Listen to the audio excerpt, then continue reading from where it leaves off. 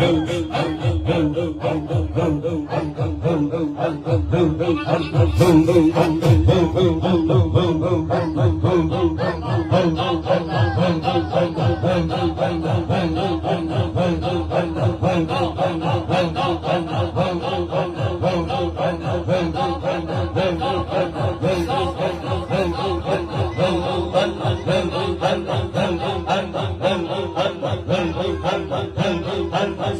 Gõ để